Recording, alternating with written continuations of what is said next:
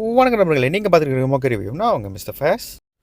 உமாபதி ராமையோட இயக்கத்தில் தம்பி ராமையா சமுத்திரகனி நடித்து வெளியே வந்திருக்கிற படம் தான் ராஜகிளி. உங்களுக்கு தம்பி ராமையா அண்ட் சமுத்திரகனியோட ஒரு கோம்போ ரொம்ப பிடிக்குன்னா தாராளமாக நீங்கள் இந்த படத்தையும் செக் பண்ணலாம். ஒரு நல்ல ஒரு படமாக தான் அமைஞ்சிருக்கு இந்த படம். வழக்கம் போல தான் இனி இந்த வீடியோ யாராவது பார்த்துக்கிட்டு இருக்கீங்களா, மறக்காம வீடியோ சப்ஸ்கிரைப் பண்ணிக்கங்க. ஸோ இந்த வீடியோக்கு லைக் பண்ணி கடைசி வரைக்கும் பார்த்து சப்போர்ட் பண்ணுங்கள். ஸோ டைம் வேஸ்ட் பண்ணலாம், வீடியோக்குள்ள ஆரம்பிச்சிடலாம். ஸோ ஆரம்பிக்கலாமா? ஸோ இந்த படத்தோட பாசிட்டிவ் கண்டிப்பாக தம்பி ராமையாவை தான் சொல்லணும். ஸோ படம் முழுக்க அவர் மட்டும் தாங்க வராரு. படமே அவர் தான் லீட் கேரக்டராகவே இருக்கார். ஸோ இந்த படத்தோட பெர்ஃபார்மன்ஸ் மட்டும் இல்லை, இந்த படத்தோட கதையாக இருக்கட்டும், லிரிக்ஸாக இருக்கட்டும், மியூசிக்காக இருக்கட்டும், எல்லாமே மொத்தமாக அவர் தான் பண்ணியிருக்காரு.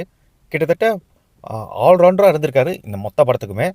டைரக்ஷனை மட்டும் நம்ம தம்பி உமாபதிக்கிட்ட கொடுத்துட்டு நீ பார்த்துக்கப்பா அப்படின்னு சொல்லிட்டு இவர் ஃபுல்லாக இந்த படத்தை பெர்ஃபார்ம் பண்ணி நல்லாவே நடித்து கொடுத்துருக்காரு. நடிப்பை பொறுத்த வரைக்கும் அவர் பக்காவாக பண்ணியிருந்தார். இந்த படத்தில் வந்து ஜஸ்ட் ஒரு நிறைய வேரியேஷன் இருக்குது, பட் எல்லாமே பக்காவாக பண்ணியிருந்தார். ஒரு நல்ல எமோஷனல் கனெக்டும் கொடுக்கக்கூடிய அளவுக்கு அவரோட நடிப்பு இருந்ததுங்கிறது ரொம்பவே நல்லா இருந்துச்சு. ஏன் அவருக்கும் சமுத்திரக்கனிக்குமான அந்த காம்பினேஷன் சீனும் ரொம்பவே நல்லா இருந்துச்சு. ஏன் நிறைய காமெடி ஹியூமர்ஸ்லாம் வந்து நல்லாவே ஒர்க்காக இருந்துச்சு. அவரோட பாடி லாங்குவேஜுங்கிறது இந்த படத்துக்கும் செம்ம ப்ளஸ் பாயிண்டாக தான் அமைஞ்சிருக்கு. ஆக மொத்தம் அவர் எந்த குறைய வைக்காமல் இந்த படத்தை பக்காவாக ஃபுல்லாக பண்ணிட்டார். தென் அவருக்கு அப்புறம் சமுத்திரக்கனி ஒரு சின்ன ரோலில் தான் வராரு. இந்த படம் ஃபுல்லாக அவர் இருக்க மாட்டார்.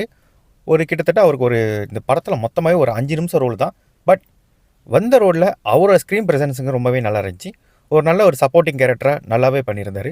ஸோ அவரோட கேரக்டர் நல்லா ஃப்ரெஷ்ஷாகவே இருந்துச்சுன்னு சொல்லலாம். வழக்கமாக பார்க்குற மாதிரி தான், பட் இந்த படத்தில் அந்த ஹீரோயிக் மூமெண்ட்டெல்லாம் இல்லாமல் ரொம்ப கருத்தும் பேசாமல் அந்த கேரக்டருக்கு என்ன தேவையோ அதை பக்காவாகவே பண்ணி கொடுத்துருந்தாரு. அண்ட் இதை தாண்டி இந்த படத்தில் நடித்த எல்லாருமே நல்ல ஒரு பெர்ஃபார்மன்ஸ் கொடுத்துருக்காங்க. எல்லோரும் நடித்த எல்லாருமே வந்து பார்த்திங்கன்னா அந்த கேரக்டருக்கு என்ன தேவையோ, என்ன டிமாண்ட் பண்ணுதோ, டேரக்டர் கேட்டதை மட்டும் கரெக்டாக பண்ணி கொடுத்துருக்காங்க. அது வரைக்கும் ஒரு நல்ல விஷயம். யாருமே ஓவர் டூ பண்ணி நடிக்கலை. கண்டிப்பாக ஒரு சில கேரக்டர் இருந்துச்சு தான், ஓவர் டூ பண்ணி நடிக்கிற மாதிரி இருந்துச்சு தான். அது என்ன ஏதுங்கிறத படம் பார்த்து தெரிஞ்சுங்க. பட் ஓவரால் எதுவுமே இரிட்டேட் பண்ணாமல் பக்காவாக பண்ணியிருந்தாங்க. ஸோ அது வரைக்கும் இவங்க நடித்த எல்லாரோட நடிகர்களுடைய தேர்வுங்கிறது ரொம்பவே நல்லா இருந்துச்சு.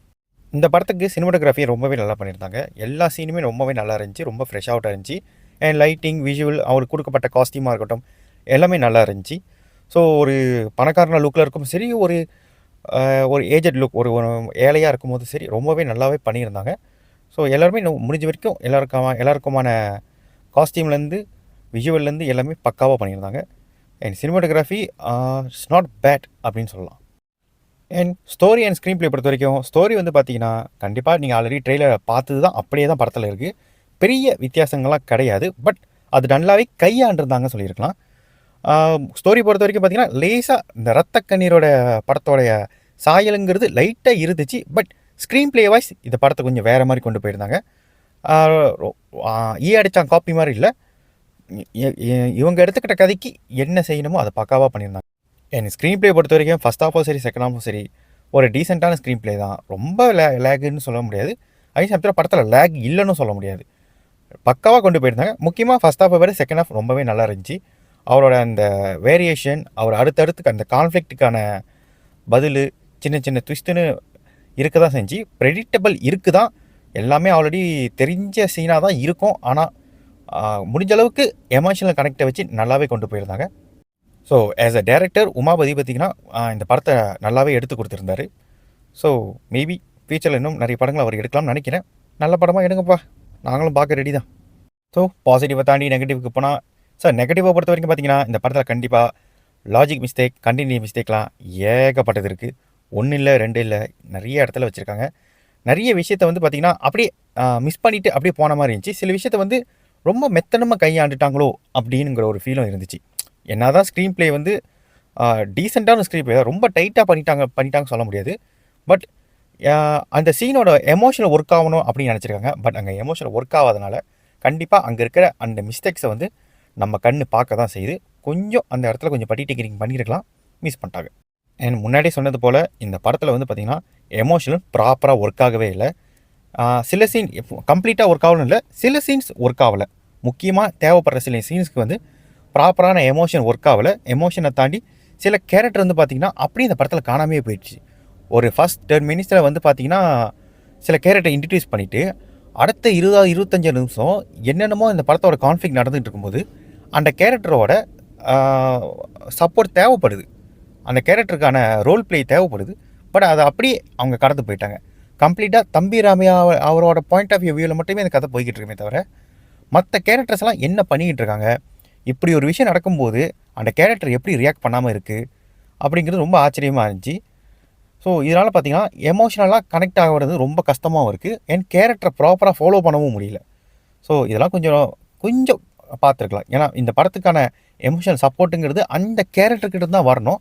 பட் அதை அப்படியே ஸ்கிப் பண்ணிவிட்டு நேராக கான்ஃப்ளிக்ட்டுக்குள்ளே போயிட்டாங்க. ஸோ அவரோட கான்ஃப்ளிக்ட்டில் இந்த கேரக்டர்லாம் மிஸ் ஆகிறனால நமக்குள்ளே படம் பார்க்கும்போது கண்டிப்பாக ஒரு கேள்வி எழும், எங்கடா போனாங்க இவங்களாம், இன்னமும் கொஞ்சம் பெட்டராக எழுதியிருக்கலாம், இன்னமும் நான் அந்த கேரக்டர்ஸை நல்லா யூஸ் பண்ணியிருக்கலாம்.